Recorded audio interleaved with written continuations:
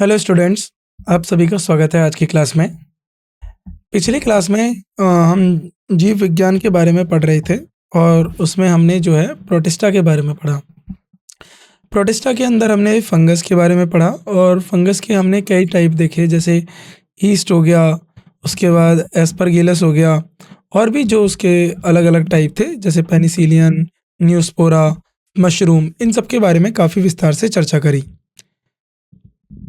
आज हम प्लांटी के बारे में पढ़ने वाले हैं। प्लांटी क्या है? देखिए, जो प्लांटी है, प्लांटी साम्राज्य में सभी पौधों शामिल होते हैं। यानी प्लांटी के अंदर क्या आते हैं? सारे के सारे पौधे, जितने भी, जैसे आपने पता है कि जो जीव विज्ञान है वो दो तरीके से बटी हुई है, जूलॉजी और बॉटनी, जिसमें एक में हम जो है जो हमारे जानवर हैं या उनकी बात करते हैं, दूसरे में हम अपने पेड़ पौधों की बात करते हैं। तो प्लांटी के अंदर सभी पेड़ पौधे शामिल हैं, सिवाय कुछ शैवाल, जैसे कि कुछ शैवाल कौन से? डायटम्स और मोनेरा और प्रोटिस्टा के सदस्यों के। तो इनके कुछ जो सदस्य हैं उनको छोड़कर बाकी सभी जो है प्लांटी का हिस्सा हैं। यह बहुकोशिकीय है, यानी ये मल्टी सेलुलर, यानी एक से ज़्यादा इसमें सेल होते हैं। बहुकोशिकीय है और ये यूकैरियोटिक होते हैं, जिनमें खाद्य संश्लेषण के लिए क्लोरोफिल पिगमेंट होता है। यानी इनके अंदर खाद्य संश्लेषण का मतलब है कि ये खुद का खाना बना सकते हैं। फूड बनाने के लिए इनके अंदर क्या होता है? क्लोरोफिल। क्या होता है इनके अंदर? क्लोरोफिल। ये सब आपको पता होना चाहिए, है ना।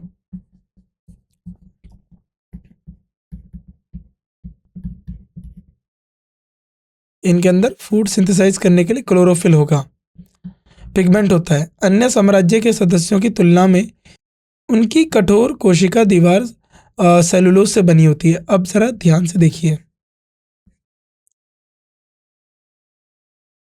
जब आप प्लांट के सेल के बारे में बात करते हैं, है ना, प्लांट सेल के बारे में बात करते हैं, तो आपने ये पढ़ा होगा कि जो प्लांट का सेल होता है, प्लांट को सेल होता है, उसकी बाहर एक होती है कोशिका दीवार, सेल वॉल जिसे हम कहते हैं।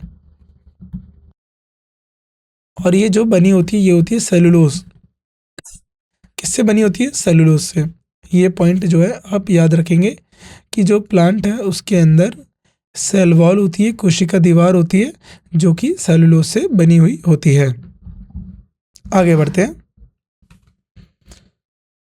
पौधों का साम्राज्य दो उप साम्राज्यों में विभाजित है।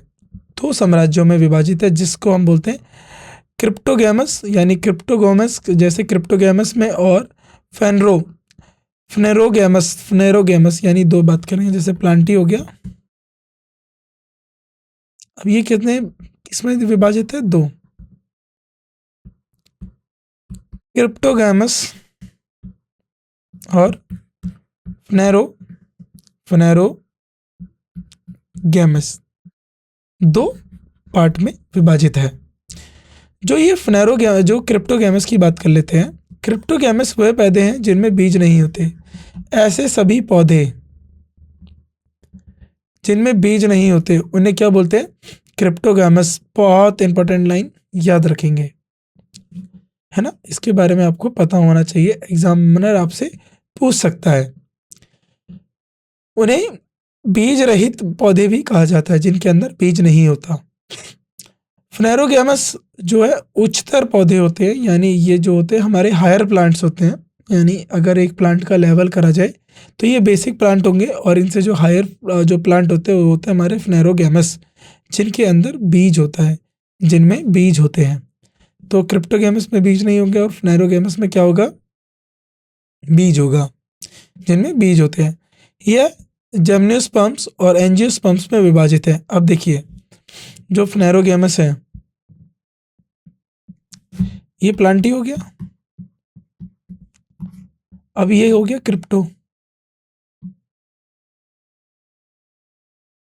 क्रिप्टोगैमस, ये हो गया फ्नेरोगैमस। और ये फ्नेरोगैमस जिसके अंदर बीज होते हैं ये होते हैं जिम्नोस्पर्म और एंजियोस्पर्म्स। अब ये एंजियो और जेमनियो क्या है, इसको और समझते हैं। देखिए, यह एंजियोस्पर्म्स और जेमनियोस्पर्म्स और एंजियोस्पर्म्स में जो है विभाजित होते हैं, और ये क्या होता है, हमारे विभाजित होते हैं और स्पर्मेटोफाइटिस के तहत समूहित होते हैं। यानी इन दोनों ये विभाजित तो जैमनियोस्पर्म और एंजियोस्पर्म्स में, पर ये स्पर्मेटोफाइट में क्या है, ये है जो है इसके बीच में समूहित है। यह बीज धारण करने वाले पौधे होते हैं। और ये कौन से होते हैं, फेनेरोगैमस, जो बीज धारण करते हैं। उप साम्राज्य जो है क्रिप्टोगैमस के 3 विभाजित है। यानी क्रिप्टोगैमस अब 3 पार्ट में बटा हुआ है। कैसा, पहला होता है थैलोफाइटा। थैलोफाइटा थैलोफाइटस जो होता है, थैलोफाइटस में बहुकोशीय थैलस शरीर होता है। यानी बहुकोशीय मल्टी सेलुलर जो है थैलस बॉडी होती है, जो जो आपके क्या होता है, जो फूल, पत्ती और तने, है ना, जो मूल जो होता है आपका बॉडी का, तने, पत्तियां, और जो आपका क्या होता है, जड़, जड़ पे आता है। यहाँ पर ये है, मूल नहीं है, ये होगा जड़, जो जड़ पे आते हैं, जड़ में विभाजित नहीं होते। यानी थैलोफाइटस में बहुकोशीय थैलस शरीर होता है। यानी इनके पास मल्टी सेलुलर थैलस बॉडी होता है, जिसके अंदर ना ही तना होता, ना जड़ होती, ना ही पत्तियां होती। इस समूह में शामिल शैवाल, जैसे इसके अंदर क्या हो गया, शैवाल हो गया, है ना, सामूहिक कोशिकाओं के समूह में दागदार होते हैं। आगे, शैवाल के महत्वपूर्ण पात्र। अब शैवाल के क्या क्या कैरेक्टरिस्टिक्स हैं, कौन सी कैरेक्टरिस्टिक्स शैवाल की हमें जानकारी होनी चाहिए।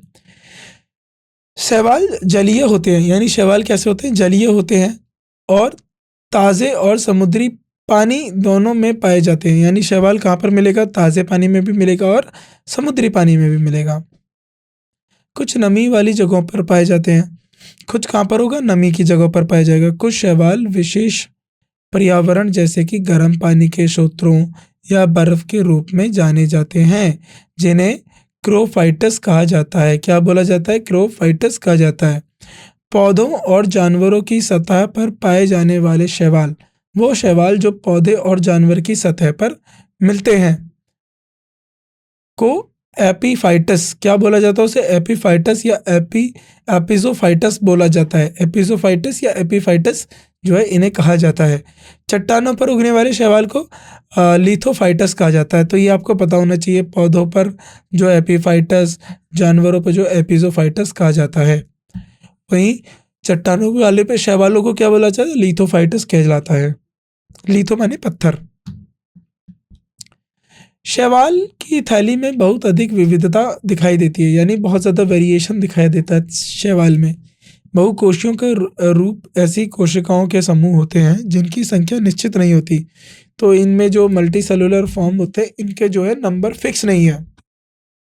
दूसरी ओर कुछ में कोशिकाओं को निश्चित संख्या होती है, जैसे कॉलोनियल कहा जाता है। कुछ पेड़ के आकार के होते हैं, जिनमें पत्ती जैसे प्रकाश संश्लेषण लेमिना होती है। यानी वो क्या कर सकते हैं, जो फोटोसिंथेसिस कर सकते हैं, यानी प्रकाश संश्लेषण की प्रणाली होती है। कुछ कोशिकाओं की चादर से बने होते हैं, जो जटिल और बहुत बड़े आकार के होते हैं, लंबाई में 60 मीटर तक। यानी कोई कोई पूरी की पूरी तालाब, है ना, जो समुद्र होते हैं उनके बीच में काफ़ी फैलाव रखते हैं। कुछ जो है पेड़ के जैसे होते हैं। शैवाल में जल संचालन प्रणाली अनुपस्थिति होती है। यानी शैवाल के अंदर जो है पानी का संचालन नहीं हो पाता, जल का संचालन नहीं हो पाता। शैवाल अपने पोषण के मोड में प्रकाश स्वयं पोषी होते हैं। यानी वो क्या होते हैं, फोटो ऑटोट्रोफिक, यानी खुद से अपना भोजन बनाते हैं, क्योंकि उनमें क्लोरोफास्ट जो होता है, क्लोरोप्लास्ट या क्रोमेटोफोर्स जो होता है, क्रोमेटोफोर्स की उपस्थिति होती है। शैवाल में मौजूद प्रकाश संश्लेषण पिगमेंट, संश्लेषणी पिगमेंट क्लोरोफिल ए, तो आप याद रखिएगा क्लोरोफिल ए होता है इनमें। शैवाल में क्या होता है, क्लोरोफिल ए। और क्या होता है, कैरोटिनॉइड्स होते हैं। इसमें क्या होता है, कैरोटिनॉइड्स होते हैं, और ज़ैंथियोफाइलस होता है, ज़ैंथोफाइलस होता है। लाल, भूरे, हरे शैवाल अपने प्रकाश संश्लेषी पिगमेंट के प्रकृति से एक दूसरे से अलग होते हैं। यानी लाल में अलग होगा, जो पिगमेंट होगा, भूरे में अलग पिगमेंट होगा, हरे शैवाल में अलग पिगमेंट होगा। तो पिगमेंट के आधार पर शैवाल 3 समूह में विभाजित किया जाता है, क्लोरोफाइकी, रोडोफाइकी और फियोफाइसी। अब हम इनके बारे में जानकारी ले लेते हैं।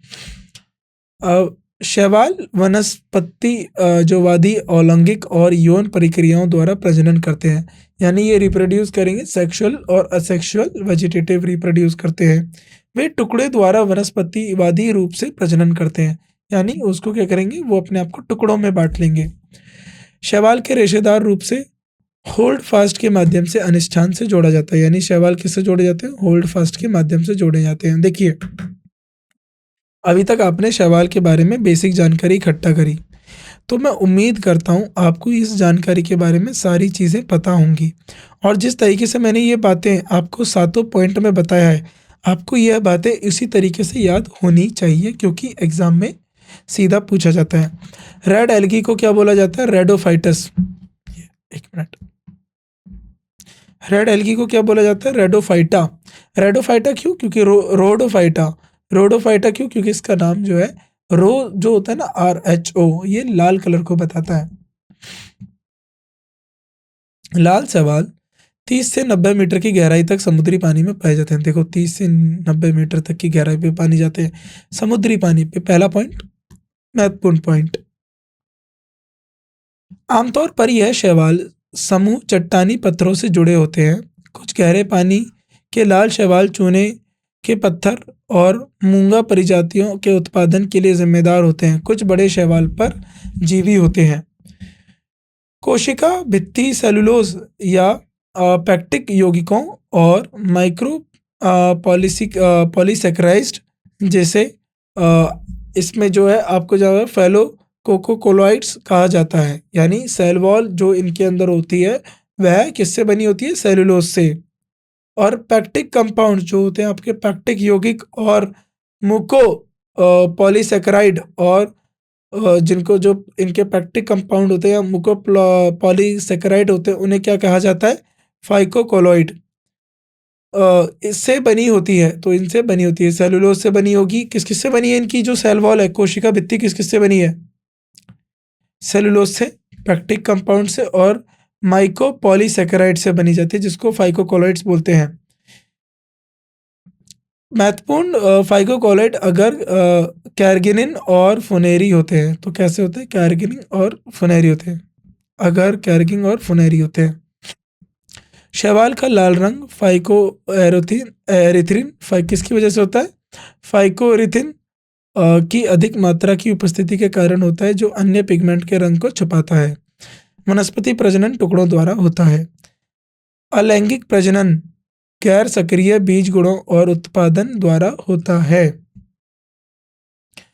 पुरुष यौन अंग एंथ्रोराइडिस यानी स्पर्म टांगिया जो होता है इसमें, स्पर्मेटांगिया, और महिला यौन अंग, यानी जैसे ह्यूमन के अंदर भी देखा होगा, मनुष्य के अंदर भी महिला और जो है पुरुष होते हैं, ऐसे भी शैवाल के अंदर भी जो लाल शैवाल है उसमें जो पुरुष का यौन अंग है उसको हम बोलते हैं स्पर्मेंटेगिया यानी एंथरीडिया, और जो महिला यौन अंग है उसको हम बोलते हैं सेक्स ऑर्गन यानी यौन प्रजनन, या फिर इसको बोलते हैं कार्पोगोनिया। क्या बोलते हैं, कार्पोगोनिया। कई लाल शैवाल का जीवन चक्र में गैमेटोफाइटिक या हेल्पॉइड जिनको बोलते हैं हैप्लॉइड, और हमारा सेप्रोफाइटिक यानी पीढ़ियों परिवर्तन दिखाई देता है, यानी ये जो है लंबे जनरेशन तक चलते हैं लाल शैवाल। लाल शैवाल का महत्व क्या होता है, फूड, खाद्य और चारा, यानी फूड और फूडर। कई लाल शैवाल खाद्य होते हैं, यानी बहुत सारे लाल शैवाल जो है खाद्य होते हैं, जैसे पोरफेरा टेनेरा को जापान में उत्पादन के लिए सतही समुद्र के वाणिज्यिक रूप में उपयोग जाता है, यानी जो कमर्शियल है वाणिज्यिक उपयोग में यूज़ किया जाता है। कौन सा, पोरफायरा और टेनेरा। जो पोरफायरा टेनेरा है इसको वो लोग खाते हैं, it is eaten with rice, तो चावल के साथ ये खाया जाता है। वहीं रोडोमेनिया का उपयोग मवेशी चारों के रूप में किया जाता है। रोडोमेनिया किस लिए यूज़ किया जाता है, जानवरों के, पशु के चारा के लिए। फाइकोकोलोइड्स फाइकोकोलाइड्स पानी में घुलनशील बिली प्रोटीन होते हैं जो कैमरोटोफोर्स के साथ जुड़े होते हैं। फाइकोकोलॉइड्स का जो जो वाणिज्यिक मतलब होता है कि कमर्शियल यूज, वाणिज्यिक उद्देश्य के लिए लाल शैवाल से में निकाला जाता है। अगर जेरिडियम से प्राप्त किया जाता है तो माइक्रोबायोलॉजी में संस्कृत मीडिया का ठोस, यानी हम बात करें जो कल्चरल मीडिया उसका ठोस करने के लिए उपयोग किया जाता है। यह जेली, पुडिंग, क्रीम, बेकरी उत्पादकों द्वारा तैयार में गाढ़ा करने के लिए भी उपयोग किया जाता है। गाढ़ा करने के लिए भी उपयोग किया जाता है।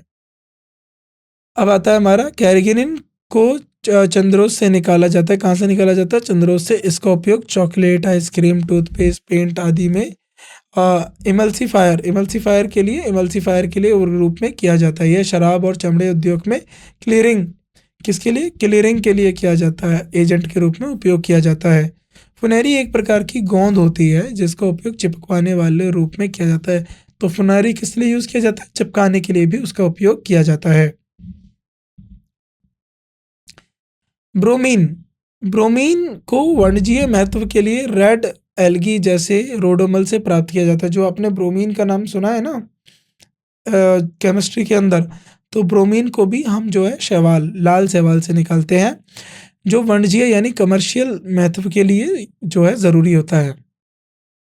कहाँ से ब्रोमीन मिलता है? याद रखेंगे, रोडोमेला से ब्रोमीन मिलता है, ये इंपॉर्टेंट पॉइंट है। अब दवाएं कौन सी बनती है? कैरोलिना के अर्क का उपचार करने के लिए उपयोग किया जाता है, जैसे गुर्दे, मूत्रवाही और फेफड़ों की बीमारियों का। तो जो इनमें से कैरोलिनिया को निकाला जाता है जिसको किडनी, ब्लैडर और लंग्स की बीमारियों के लिए उपयोग में लाया जाता है। पॉलीसिफोनिया में एंटीबैक्टीरियल गुण होते हैं। अगर के रेचक के रूप में उपयोग किया जाता है। अगर को किसमें? लैक्सेटिव के रूप में उपयोग किया जाता है। और क्रेगनिन को रक्त संघनन यानी ब्लड का जो कॉगनेंट होता है उसके लिए उसके उपयोग में किया जाता है। अब आता है हमारा ब्राउन एल्गी। अधिकांश भूरी शैवाल समुद्री होती है। तो जो ज़्यादातर जो भूरी शैवाल है समुद्री होती है। जो ब्राउन शैवाल की बड़ी संख्या का समुद्री शैवाल के नाम, यानी भूरी जो हमारी शैवाल है की बड़ी संख्या का समुद्री शैवाल के नाम से भी लोकप्रिय है। इसको हम क्या बोलते हैं? सीवीड्स। विशाल ब्राउन शैवाल यानी भूरी शैवाल का क्लब्स कहा जाता है। इसको क्या बोलते हैं? कैल्प्स कहते हैं। सबसे बड़ा कैल्प्स कहाँ पर है? नीरोसाइसिस्टिस में है। साइटिस को जाता है, इसको याद रखेंगे, नीरोसिस्टिस कहा जाता है सबसे बड़े कल्प्स को। कुछ भूरी शैवाल पत्थरजीवी भी होती हैं, जैसे एक्स लामिनेरिया जो है, एक्स लेमिनेरिया अब अपने होल्ड फास्ट द्वारा चट्टानों से कड़ी से जुड़ी होती है। वे ब्राउन रंग के जॉन्थिफेल, देखिए अभी ये बात हो रही है ज़ैंथोफाइल और फुक्सेथिन की बड़ी मात्रा सहमित करते हैं जो क्लोरोफिल के हरे रंग को छुपाता है। तो ये क्या करता है? ये हरे रंग को छुपा देता है और इसके अंदर ज़ैंथोफाइल और फ्लुक्सोथिन की वजह से हरा रंग छुप जाता है। प्रकाश संश्लेषण का संचित उत्पाद डीमैनिटॉल और आरक्षित भोजन सामग्री लैमिनेरिन के लिए क्या होता है? देखिए जो फोटोसिंथेसिस होता है, जो फोटोसिंथेसिस के द्वारा जो इसमें जो उत्पाद बनता है वो क्या बनता है? डीमैनिटॉल है। और जो रिजर्व, ये फोटोसिंथेसिस के द्वारा जो उत्पाद बना, और जो आरक्षित भोजन सामग्री है वो क्या है? लैमिनेरिन। अधिकांश भूरी शैवाल में साइटोप्लाज्म में फुकोसिन विकिलिस कहे जाने वाले छोटे वैक्यूल्स होते हैं। क्या होते हैं? साइटोप्लाज्म में वैक्यूल्स होते हैं जो कि किस नाम से जाने जाते हैं? उन्हें हम कहते हैं फुकोसिन विस्किल्स। अब जो है भूरे रंग की शैवाल यानी ब्राउन एल्गी का क्या जो है उपयोग होता है? खाद कई भूरे शैवाल जैसे कि लमिनेरिया, अलेरिया और खाद के रूप में उपयोगी होते हैं। तो ये भूरे रंग की शैवाल कहाँ उपयोगी होगी? लेमिनेरिया, है ना, ये खाद के रूप में लेमिनेरिया, अलारिया खाद के रूप में उपयोगी होती है यानी फूड के तौर पे। लेमिनेरिया से प्राप्त खाद को कैम्बू कहा जाता है। तो लेमिनेरिया से जो खाद जो मिलता है उसको हम बोलते हैं कैम्बू। मोस्ट ऑफ द जो ये जो समुद्री शैवाल है, ये अधिकांश भेड़ बकरी मवेशी के चारा के रूप में उपयोग कहा जाता है। इसको भी हम फूड और जो है हमारा फेडर के रूप में उपयोग किया जाता है। आयोडीन और पोटाश, इनको हम आयोडीन और पोटाश के लिए भी उपयोग में लाते हैं। भूरी शैवाल सोडा पोटाश और आयोडीन का समुद्र स्रोत है। यानी आयोडीन और पोटाश हमें कहाँ से मिलता है? भूरी शैवाल से। भूरी शैवाल जो है सोडा, भूरी शैवाल से हमें क्या मिलेगा? सोडा, पोटाश और आयोडीन। एग्जाम्पल के उदाहरण के तौर पे लेमिनेरियलस, लेमिनेरियलस से क्या मिलेगा हमें? आयोडीन, सोडा और पोटैश। आयोडीन थायराइड हार्मोन्स का महत्वपूर्ण घटक है। यह गोइटर के उपचार में किया जाता है, यानी गोइटर के ट्रीटमेंट ट्रीटमेंट आयोडीन की मदद ली जाती है। और आयोडीन क्या है? थायराइड। ये इंपॉर्टेंट लाइन है, ये आप याद रखेंगे। आगे बढ़ते हैं। दवाएं, कौन सी दवाओं में जो है भूरी शैवाल का उपयोग किया जाता है? सोडियम लेमिनेरिन सल्फेट, जो लेमिनेरिया से प्राप्त होता है। सोडियम लेमिनेरिन जो होता है, लेमिनेरिन जो होता है कहाँ से प्राप्त होता है? लेमिनेरिया से प्राप्त होता है। वह एक प्रभावती रक्त समरोधी होता है। यानी क्या होता है? एंटी कोअगुलेंट, यानी जैसे किसी किसी का खून बहुत ज़्यादा जम जाता है, उसको ना जमने के लिए एंटी कोअगुलेंट दिया जाता है। तो वो क्या है हमारा? Sodium laminarin. लेमिनेरिया और एक्सकोफिलियम एक एंटीबायोटिक जैसे पदार्थ हैं। तो जो है लेमिनेरिया और एक्सकोफाइलम क्या है? एंटीबायोटिक पदार्थ। अब आ जाता है हमारा हरे रंग की शैवाल, ग्रीन एल्गी। लगभग 90 कुल हरी शैवालें प्रजातियां ताजे पानी के आवास में उगती हैं। सबसे ज़्यादा आपने ब्लू ग्रीन एल्गी, जो ग्रीन एल्गी है उसको देखा होगा। हरे हरे रंग की जो है, जो पानी का हरा रंग भी किसकी वजह से हो जाता है? ये जो ग्रीन एल्गी है हरे शैवाल की वजह से हो जाता है। 10 समुद्री होती हैं और इसके अंदर 10 समुद्री शैवाल होती है। 90 क्या होती है? जो सफ़ेद साफ पानी में होती है, बाकी 10 समुद्री पानी में होती हैं।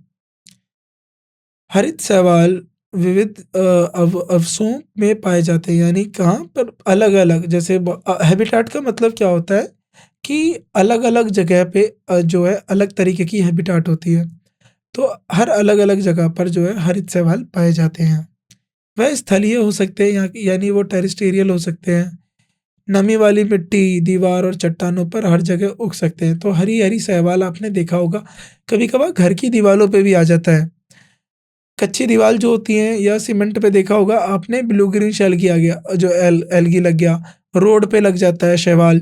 उदाहरण के तौर पे देखो यूलोथ्रिक्स और विचरिया जो होता है, वॉचीरिया जो होता है, ये एग्जाम्पल है। लेकिन ये जो है ना आपने बहुत कॉमन है, बहुत बार देखा होगा जहाँ पर ये हरित शैवाल जो है आपको देखने को मिलता है। एपीफाइटस वृक्षों के तने गीली लकड़ी पर उगते हैं, चिपचिपी परत बनाते हैं। जो एपीफाइटस जो होते हैं वो वृक्षों के तनों पर उगते हैं और गीली लकड़ी पर उगते हैं, और जो गीली लकड़ी होती है उसके ऊपर उगते हैं, चिपचिपी परत बना के रखते हैं। तो जैसे आपने उसको टच करा होगा तो वो चिपचिपा नमा लगता है। तो प्रोटोकोकस क्या होता है? ये इसका उदाहरण है। अब कुछ और देख लेते हैं। एंडोफाइटस अन्य पौधों के अंदर उगते हैं। अब देखिए कुछ तो पौधों के अंदर भी उगते हैं। Epizoic grow on the surface of animal, यानी जो एपिजोइक है जानवरों की सतह पर उगते हैं। मैं आपको बताता हूँ ऐसा एक जानवर क्या है। स्लोथ का नाम सुना है आपने? स्लोथ। स्लोथ इस दुनिया का सबसे आलसी जानवर है। वह इतना आलसी है कि उसके ऊपर जो हमारा एल्गी है, जो शैवाल है, वो तक उग जाता है। अगर जैसे आपके ऊपर कभी शैवाल उगा, नहीं उगेगा और या फंगस नहीं लगेगा, क्योंकि आप निरंतर अपने शरीर को साफ करके रखते हो। अगर आप कोई गीला कपड़ा टांग दो और वहाँ पर नमी हो तो देखना वहाँ पर जो है बहुत जल्दी फंगस लग जाता है। तो ऐसे ही सवाल होता है। तो स्लोथ जो होता है, स्लोथ जानवर इतना आलसी होता है, वह इतना धीरे चलता है, वह दिन में 16 घंटे तो सोता ही है, और उसके बाद वह इतना धीरे है तभी उसके ऊपर क्या है? शैवाल लग जाता है। तो जो शैवाल जो जानवर हैं उनकी जो है शरीर के अंदर या उनके ऊपर उगते हैं, शरीर के अंदर उगते हैं, उसको बोलते हैं हम एंडोज़ोइक। अगर आपने देखा हो तो कोविड के टाइम पे आपने देखा होगा ब्लैक फंगस नाम की एक बीमारी बहुत चली थी कि जो हमारा ब्रेन है उसके पास जो है फंगस उगाता है। तो कभी-कभार इतना खतरनाक होता है ये सब कि ये आपके जो है जो आपके जीवन है उसको खतरा पहुँचाते हैं। उदाहरण उदाहरण के तौर पे ज़ू कॉलेरा जो है ज़ू कॉलेरा जो है स्पॉन्ज और यूकेलेरिला हाइड्रा के शरीर में पाए जाते हैं। पैरासाइटिस रोगजनक के रूप में उगते हैं। जो पैरासाइटिस होते हैं वो रोगजनक के रूप में होते हैं। पैथोजेंस यानी उनसे रोग होता है और रोग उत्पन्न करते हैं और उनसे रोग उत्पन्न होते हैं। संश्लेषण पिगमेंट भूमि के पौधों की तरह क्लोरोप्लास्ट में होते हैं। तो इनके पास क्या होता है? क्लोरोप्लास्ट होता है। जैसे हमारे आमतौर पर आपने पेड़ पौधे देखे हैं, इनके पास क्लोरोप्लास्ट होता है। क्लोरोप्लास्ट एक ग्रीन पिगमेंट होता है, हरे रंग का पिगमेंट होता है। इसकी मदद से क्या करते हैं, जो प्रकाश जो हमारा जो प्रकाश का जो संश्लेषण हो रहा है उसको कर पाते हैं और उससे अपना खाना बना पाते हैं। तो जो जानवर होते हैं वह प्रकाश की मदद से अपना खाना बनाते हैं। उसी प्रकार जो हरे रंग के शैवाल होते हैं इनके पास भी क्लोरोप्लास्ट होता है और क्लोरोप्लास्ट की मदद से ये भी अपना जो है खाना बनाने में सक्षम होते हैं। जो क्लोरोप्लास्ट का आकार कप आकार का है, यानी वो कप आकार का होता है, गर्दन आकार या स्टार आकार का हो सकता है। तो क्लोरोप्लास्ट क्या हो सकता है? कप आकार का हो सकता है, गर्दन आकार का हो सकता है या फिर जो है स्टार के आकार का हो सकता है और ये हमें देखने को मिलता है। तो यहाँ पर हमारा जो है प्लांटी और उसके अंदर हम जैसे थैलोफाइटा पढ़ा और एल्गी पढ़ा, तो हमने इन सब के बारे में काफ़ी विस्तार से चर्चा करी। तो देखिए, पिछली 2 क्लासों में हमने क्या-क्या पढ़ लिया? पिछली 2 क्लासों में हमने प्रोटिस्टा पढ़ा, फंगी पढ़ा, सम कुछ और उदाहरण पढ़े जो फंगी के, इकोनॉमिक इम्पोर्टेंस पढ़ा ईस्ट का, हार्मफुल इफ़ेक्ट पढ़े ईस्ट का क्या होता है, एस्परगिलस के बारे में जानकारी ली, पेनिसिलियम के बारे में पढ़ा, न्यूरोस्पोरा के बारे में पढ़ा, मशरूम के बारे में पढ़ा, प्लांटी के बारे में पढ़ा, थैलोफाइटा के बारे में पढ़ा और हमने एल्गी के जो है कैरेक्टर इनके बारे में भी पढ़ा और इनको समझा। अब हमारा होता है रोडोफाइटा। अब रोडोफाइटा क्या करता है और या फिर importance of red green algae, इनको भी लेकर पढ़ा। रोडोफाइटा का मतलब जो है हम लाल शैवाल के बारे में बात करते हैं।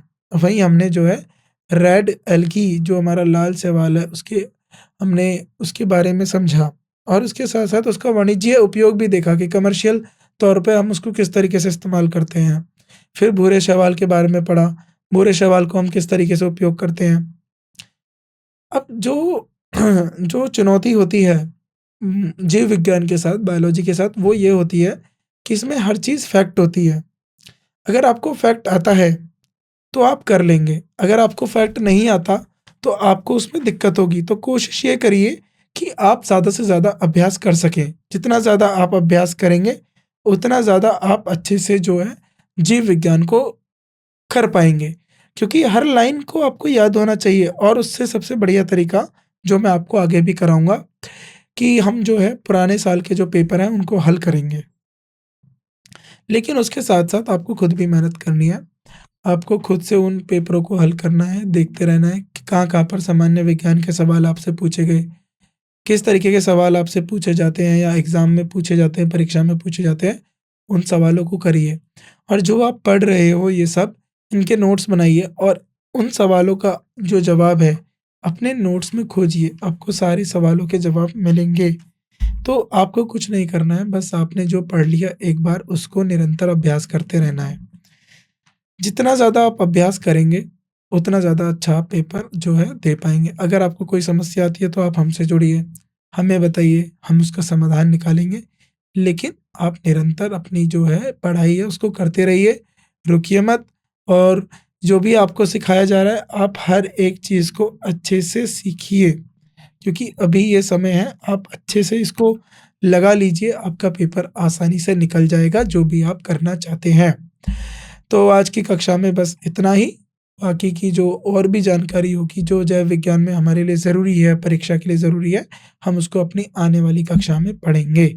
तो आज के लिए हमें विदा दीजिए और हमसे जुड़ने के लिए आप सभी का धन्यवाद।